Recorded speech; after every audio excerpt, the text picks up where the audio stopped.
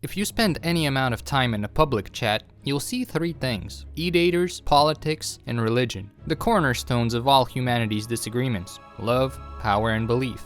Now these are pretty heavy topics because you'll notice people have strong opinions about them. Broken hearts, who's right or wrong in leading our country, and if God is even real. So you would think people go to play video games to avoid all this crap. Wrong! Certified Darrow says, I bet it would be hella satisfying to watch somebody blow up on a homemade minefield. Lemon Tank says Trump is literally our only hope to save America. Or Zasters says Germany destroyed 6 million evil guys. Now listen, I like this game. I'm a true Zerg player. But like, is there some kind of hive mind in the public chat or what? These messages are undoubtedly going too far, and the result of this chat is only leaving a sour taste of the Starcraft community, driving away new players and creating a toxic environment. So, I decided to analyze 24 hours of Starcraft public chat on the NA server. Because for one, it's pretty funny to read, but primarily to prove how much it's messed up. In reality, this problem is not just local to Starcraft, it's everywhere you go online. Nowadays, there's a growing concern of how social media is affecting our social lives, our politics, and our beliefs in a negative way. The data says people are dating and interacting less, becoming more polarized and losing civility. Yet, 10 years ago, most people would say you're crazy for thinking something like this. Social media was supposed to be a pillar of free speech that would equalize the world and bring injustices to light. It wasn't for entertainment only, it was also the tool for a more democratic society, where the free flow of information would educate us all and allow for great ideas to flourish. No more gatekeeping civility to only elite kids who went to the best universities, but anybody with a mouse and keyboard and internet access. Immediately, moderation came to be a major roadblock. Controversial content quickly rose to prominence on social media. And it doesn't even have to be intense. Which side should the toilet paper be facing? Or whether the optical illusion dress is gold or blue was a hill for people to die on. Rage bait, as it is called, and rampant disinformation became the most efficient way of generating engagement online.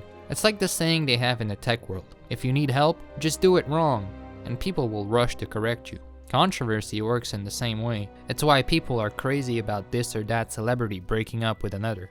Oh my god, you guys, did you hear that Taylor Swift got back with her ex? And just how addicted we are to those platforms is a sight to behold.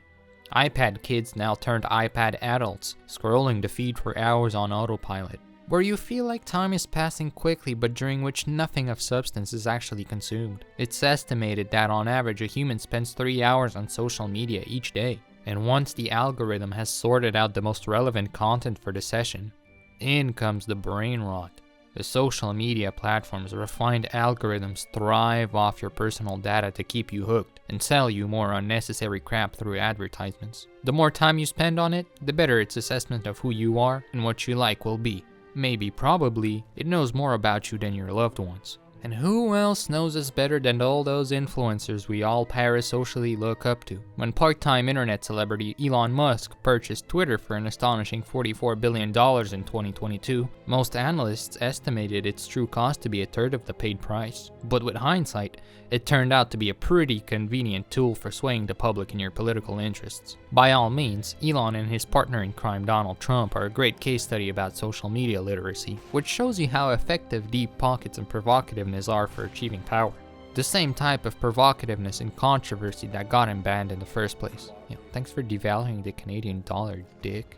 And it doesn't just stop there, the influence is now felt worldwide. Elon Musk is heavily hinting at the idea of financing right-wing movements in Europe. $100 million for the Brexit party in the UK and support for the Germany's right-wing AfD. These platforms have a huge influence whether you like them or not. Some governments are now catching on and scrambling to get it under control. We saw Australia enact a ban on social media for anybody under 16, quoting its harmless nature as a reason. We saw the TikTok bans and the worldwide political election interferences in the EU or even in the States thanks to the army of AI bots spamming every comment section. One study from 2023 of 67.7 million tweets estimated that throughout Donald Trump's first impeachment process, bots, which accounted for 1% of the user base, made about 31% of the impeachment-related posts, both pro and against. quote, bots share more disinformation but use less toxic language than other users. Now all this is just the tip of the iceberg really, but how did we get here? Where did everything go to shit? Well, it just sort of happened over the last 20 years. At first the innovation was novel, but now it's becoming increasingly obvious we're getting fucked by our own creation. We see a very similar dynamic play out on a smaller scale in Starcraft 2's general chat. These in-game public chats are mostly a relic of the past. Over time, video game companies have steered away from including them to avoid controversy. Right, Overwatch 1 had it, Overwatch 2 doesn't. Clash of Clans had it, now it doesn't. But Starcraft 2 is an interesting case because it's forgotten by Blizzard, but it's not forgotten by its fans. Without official updates and a stagnant player base, the community has brought up several times this chat's purpose on forums. One of the posts is just, how do I permanently close the chat? So do you see the parallel? Its original purpose of game discussion where, maybe gamers can discuss how to deal with a Protoss player was novel at first, but now it's just shit. With exactly 24 hours of footage, I would be able to analyze the text messages and figure out what the hell is everybody talking about here. To do so, I used a program called Tesseract OCR. I wrote a short script for the software to selectively scan the bottom right part of the video recording and transcribe the video into a text document at consistent intervals of 30 seconds. Basically, video file turned into text. One of the first challenges I encountered was that the software was not always accurate. It jumbled a lot of the characters and failed to recognize some letters, like a capital I or a lowercase l or even a vertical bar. Same thing for that program. This was going to be a problem, but I'd have to deal with it. For now, I increased my recording quality and tried again. Still a few errors here and there, but it made do. Later, I focused on cleaning the data. Because the software would scan my video every 30 seconds, the messages would be transcribed multiple times into my text file if the chat didn't move. Welcome to Starcraft 2, welcome to Starcraft 2, welcome to Starcraft 2. You get it. So I cleaned up all the duplicates. Although sadly this did hurt a few false positives here and there, like in this example where this guy is inquiring if God is here by asking 10 times. Well, sorry man, your 10 messages were reduced to 1 in my data set. Then I neatly organized it and imported all the data into Microsoft Excel. So what are the results? The total number of messages was 2035, which comes out to about 1.4 messages per minute. Out of these messages, the most active user is Lemon Tank, with a whopping 195 messages. Congrats. Now I had an idea of how to prove the chat was a shithole. Sentiment analysis. Because there was a myriad of political and religious talk which got pretty heated, I felt like they would rank very negatively in an analysis like this, which would prove my point. So, I downloaded 2 simple natural language processing tools, Vader and TextBlob. They would scan my dataset of messages and assign them each a rating from 0 to 1, where 0 is the most negative, batshit insane thing a human could say, and 1 is the nicest, most wholesome Disney princess positivity. I ran it, calculated some averages, and after drawing a distribution chart, at first glance it seems that most messages are neutral, which is as expected, but to my dismay the results came out positively skewed. Which means on average the models believe most of these messages are good. But after digging a little deeper into it, it turns out these skewed results are a bit deceiving. For one, we humans tend to add more adjectives and more positive words when talking about something good, compared to how we tend to hold back when talking badly. Second, the models are not the sharpest tools at detecting sarcasm or double negatives. And this, I find, is the main reason why it's so skewed. Take this message for example. 1408 Gates Reeves Pedo Putin is his name, touching kids is his game, Trumpedo the Pedo is his name, touching kids is his game, long live Trumpedo the Pedo making pedo great again. Seems like spam, couple of bad words, and the idea of touching kids is not really positive. But behold, Vader gives it a 0.81 score and TextBlob 0.57.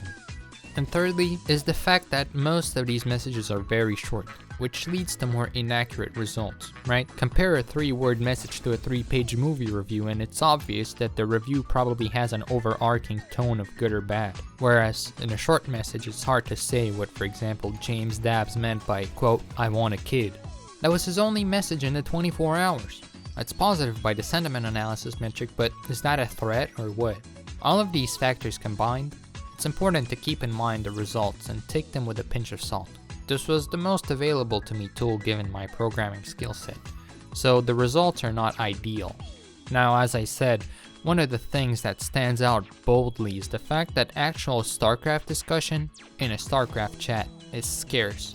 To me, it feels like stepping into a conspiracy theorist echo chamber. You have people spouting inconsiderably about women and LGBTQ, saying they're coming after your children, people debating whether God is real or not and how stupid the other side is for thinking he is or isn't real, Hitler's apologists, racists, and bigots. It's not hard to notice it's a cesspool if you take more than a few minutes of time to just sit down and read through these messages and cue the flood of Donald Trump discussions. So, my conclusion from the 24-hour Starcraft chat is that you guys are all fucking morons, okay? Now, why does any of this matter? The Starcraft community is generally known for being very cordial. It's proper gaming etiquette to be nice in 1v1s, type GLHF, good luck, have fun at game start, and good game GG at the end. But in the general chat, niceness or even nuance goes to die. Spam is rampant, and the automatic moderation is easily bypassed. Plus, there's also the fact that a lot of these chatters are people who do not interact with the game whatsoever. You open their profile and they're new accounts, most likely bots. In traditional social media, we see many of the same problems. Depending on your tastes, you can choose to hang out on the more free platforms like 4chan, where you'll notice the same issues on discussion boards as what StarCraft 2 players have in the public chat, i.e., largely unmoderated crap, edgy humor, and home to a niche demographic of people. Or if you want something more regulated and wholesome 100 is your thing, there's Reddit. Largely the same problems, just that it's bent the other way around with so much control it's insufferable. Generally, there's no better of the two, right? How many times have you heard a joke about Reddit mods being authoritarian fat losers? Or how Twitter is a shithole? It's up to you to pick your poison, really. The real issue at hand is lack of representation and competition. In a lot of these isolated communities, there's very little balance. There's no yin to the yang in a StarCraft public chat. It's always the same terminally online people who barely even play the game that are talking.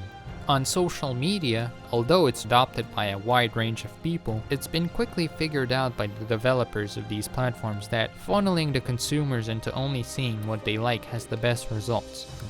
Based on how you interact with the platform, what you like and what you dislike, but also more subtle things like what do you spend more time on. And then, based on all the collected data about you, it spoon feeds you content you'll gulp down. Now this is all great because, for example, I just can't get enough cute cat videos followed by a skibbity riz cat in my timeline.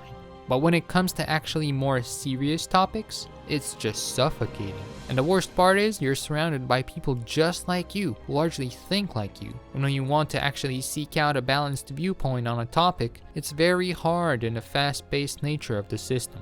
I feel like there's a good example in our gaming here, because we gamers have felt the consequences firsthand of such narrow communities. I can tell you in Overwatch, which is another Blizzard title, when the game got updated to a new rule set from 6 vs 6 to 5 vs 5, the former part of the community got really upset. Before then, each game would have a mirrored match of 2 tank players, 2 damage players, and 2 support players, where everyone had to contribute their equal part to defeat the enemy team.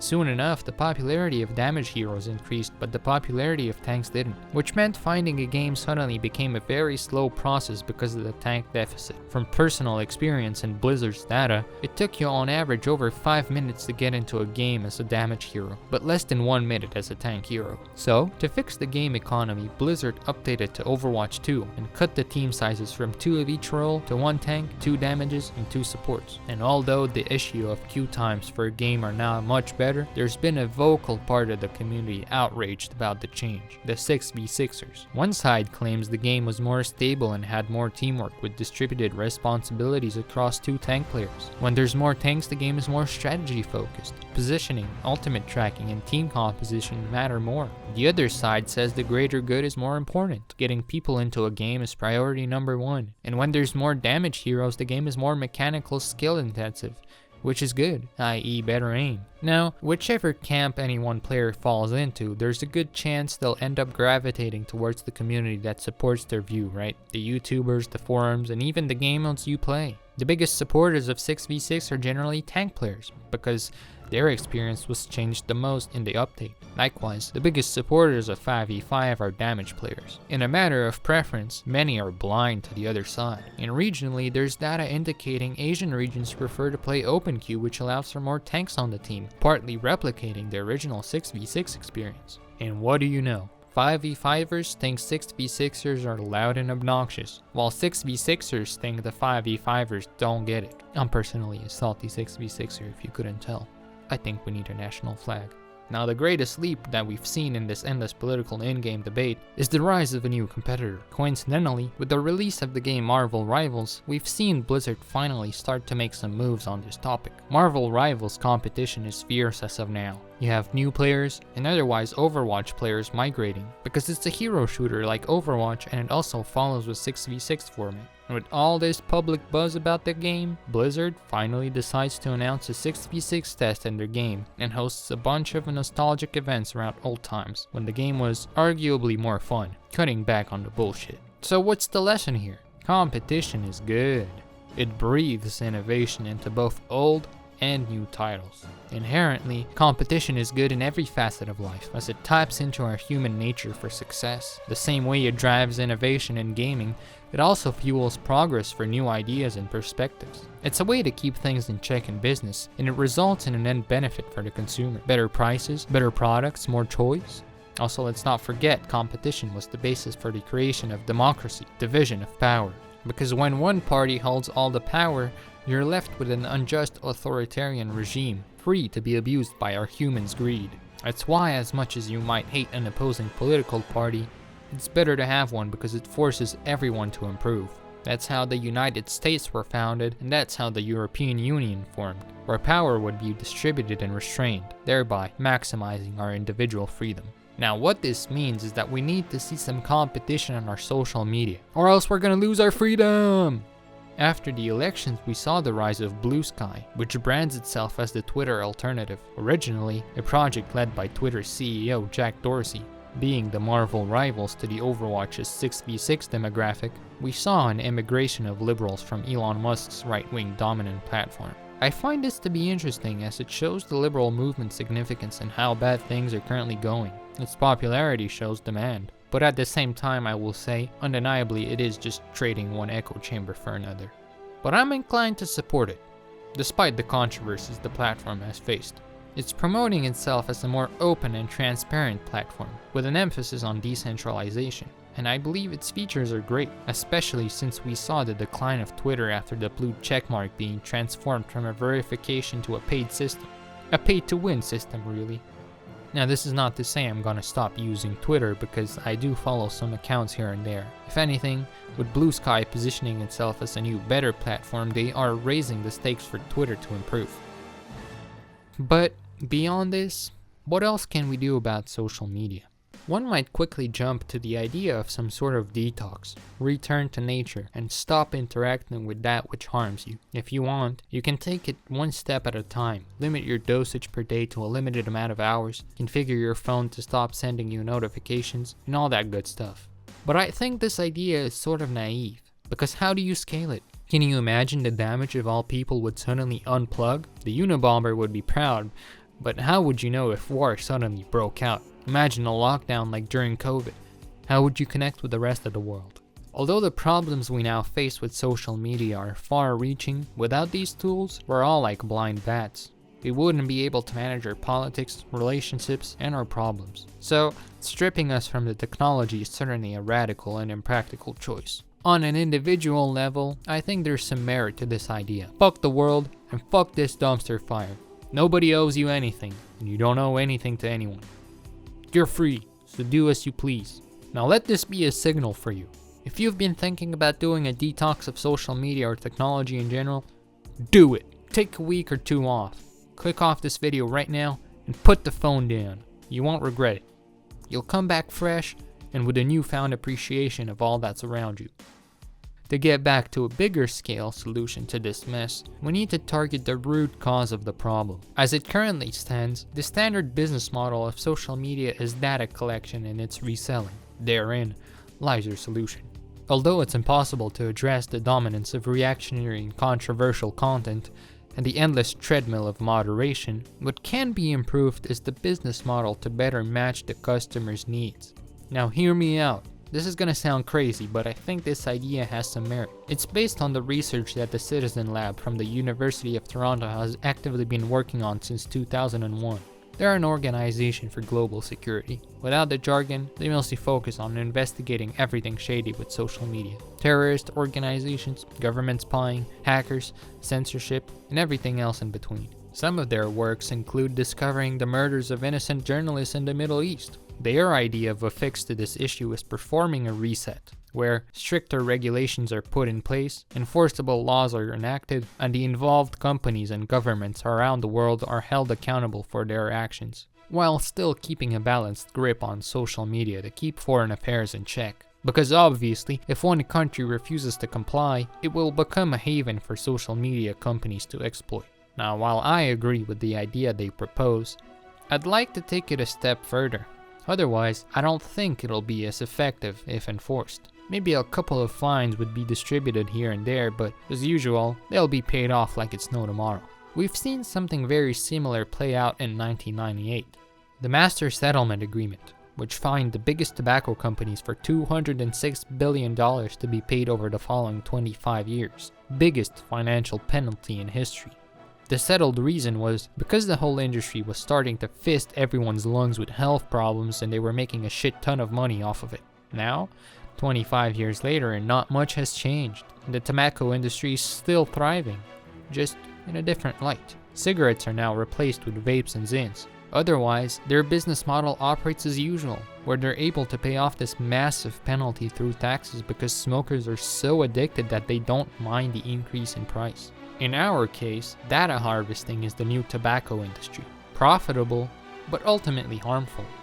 But it also creates a dilemma, because it's technically under the guise of a free product, social media, and nobody likes the alternative of paying to remove ads. So, obviously for such a problem we need to dig at the roots. We've seen the past 20 plus years of the informational era firsthand, and we know the errors and faults of this system. By banning the collection of data, for one, we would solve a fuck ton of privacy concerns overnight. No more worrying about obtuse internet cookies. No more agreeing to 200-page vague terms and agreements signing me up for my personal data to be sold to China. And furthermore, by eliminating the data distribution chain, it'd be harder for hackers to breach and steal your personal information because there's less points to attack.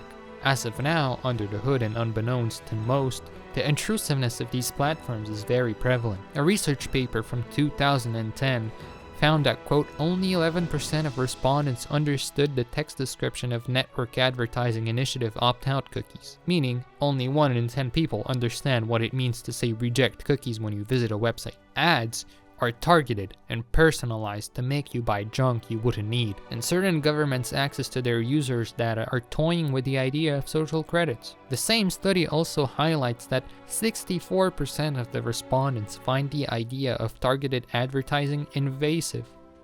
Virtually, there are no 4 walls to protect you when you open your app of choice from the companies or the government, right? There's a reason the police can't simply enter your home without a warrant. Same logic here. Why should I be bombarded with ads when I'm just trying to chill? A little bit of privacy would be nice. Beyond privacy concerns, by performing a data disarmament, we would also solve many of the problems that have exacerbated the bot issues. The prevalence of bots has increased significantly with the availability of Gen AI, which has opened the doors to malicious practice. According to Arcos Labs, a cybersecurity company and fraud prevention company, the distribution of internet traffic is only 50% human and 50% bots, of which the majority of bots are malicious for fraud, spam, and misinformation. The penultimate creation of the years of data collecting and tech progress is AI, a not so regulated industry which has seen an incredible growth over the last few years, and by most accounts, it's already scraped most of the good text data of the internet, including even transcribing YouTube videos, kind of like I did with my Starcraft experiment. Some experts from Epoch AI are arguing that high-quality language data stock is almost depleted, such as Wikipedia articles and trustworthy journals, and that low-quality language data could be depleted within the next 2 decades. Now, what this means is that By all accounts, data harvesting is only expected to be worse, because Sam Altman is hungry for your personal information. And this system, which is destroying our social media with increased bot activity to deceive us, is being amplified. Now, I'm not going to ignore the fact that ChatGPT is great at doing my homework. But it's also great at making spam bots. And soon enough, we'll be living in Cyberpunk 2077 when AI deepfakes are going to scoop the last remnants of trust out of us. It's marvelous, but by the way things are currently heading, I don't see the world where AI de-escalates our world tensions. Breaking news, everyone! The head of the Kremlin just announced in an official speech they have decided to pause this year's international election interference, after discovering they can use AI bots to make funny minion memes instead. Bot activities have ceased for the time being. Now, to address the elephant in the room, obviously, if we were to go down the route of decreasing the data harvesting to prevent this mess from getting out of hand, it would change the business model in a bad way. That is, it would significantly hamper their main revenue stream. Which I say, fuck it, customers first. Your privacy and your access to clean information should be like access to clean water. But we must also not forget that because it's the most profitable model, there are massive economies of scale to this business. The biggest firms buy and sell so much data that it creates monopolistic tendencies. So what I'm getting at is that not only is your privacy at stake because of data breaches and targeted ads, it's also about control. Our private lives are being commodified, and this unchecked practice is hurting us. After all, it's how we date, it's how we study, it's how we shop. The algorithms are everywhere, and they're trained on your data. You would have more control if data collection and resale would be more limited. Bots and manipulators would have less of an influence on the world than they are increasingly getting every year. And trust me, if we were to actually genuinely proceed with this idea, it wouldn't be the end of the world. A bunch of stocks would fall in price, big deal, but ultimately, the consequences brought upon us by this technology have been destabilizing our world. So let's see it then. What is our future going to look like? Are we going to be lobotomized by brain rot? Is the dead internet theory going to come true? Or a nuclear war because we all couldn't behave on Twitter? Whatever the case may be, I'm all in it. To start though, I'd say ideally mute the Starcraft public chat by default, okay? Because you guys can't fucking behave. After that, we can start tackling this shit show all the tech bros brought upon us. Thanks for watching.